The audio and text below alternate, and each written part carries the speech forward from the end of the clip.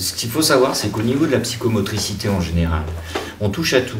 C'est une profession qui est au carrefour des neurosciences, de la psychologie, de la motricité, de l'anatomie, enfin bon, la neurologie, voilà, on a énormément de champs d'application et d'enseignement. Et donc la formation Bullinger, par exemple, a été reconnue. Et maintenant, les institutions s'ouvrent et c'est une technique bien précise qu'on ne peut pas apprendre quand on fait notre formation. Ce sont des formations qu'on fait en plus après avoir obtenu le diplôme d'État. Alors pour en revenir au syndrome de Rett, quand je parlais de l'état des lieux tout à l'heure, c'est qu'effectivement il faut savoir exactement ce dont sont capables les enfants quand on les voit et on fait le bilan justement par rapport à ça.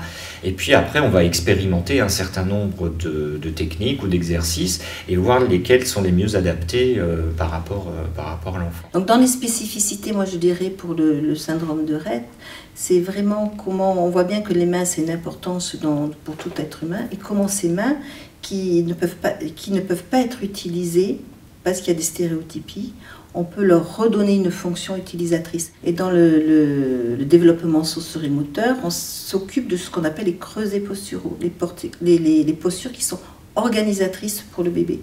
Donc ça rejoint ce que dit Philippe, et en même temps ça permet aussi au bébé de comprendre qu'on le fait travailler au niveau des articulations, mais pouvoir travailler au niveau des articulations, il faut comprendre qu'il y a une main au bout du bras. Et donc on reprend des soubassements pour arriver à ce travail-là. Il n'y a pas la motricité et les sensations. C'est tout en même temps.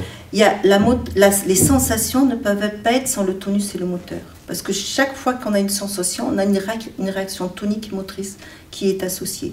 Et on a des chaînes de réponse qui sont spécifiques et qui sont valables au niveau de tout être humain. Quand on fait un bilan auprès d'un enfant, un bilan psychomoteur, on essaye de voir à quel niveau d'évolution il est au niveau psychomoteur. Et de regarder s'il n'y a pas des éléments qui ont été sautés, de façon à revenir un peu en arrière. Je vois par exemple, on avait repéré rien qu'au niveau visuel.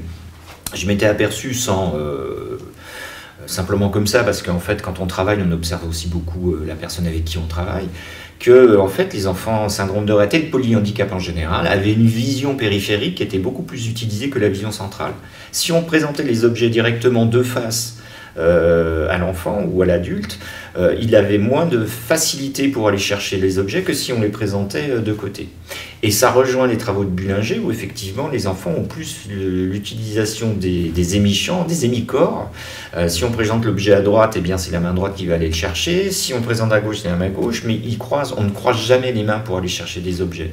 Ça rejoint toutes les recherches qui ont été faites chez le bébé, chez le tout petit. Donc on se rend compte que très tôt, le tout petit a un intérêt pour les objets qui sont présentés à gauche ou à droite, mais que les objets présentés au milieu, ça n'amène pas le même intérêt que les objets présentés sur les côtés. C'est le genre de choses qu'on essaye d'expliquer après pendant ces stages aux parents de façon à ce qu'ils puissent se positionner comme il faut par rapport aux enfants quand ils ont des activités soit de nourriture, enfin au moment de donner à manger, etc., ou quand ils ont des activités un petit peu plus précises de motricité fine.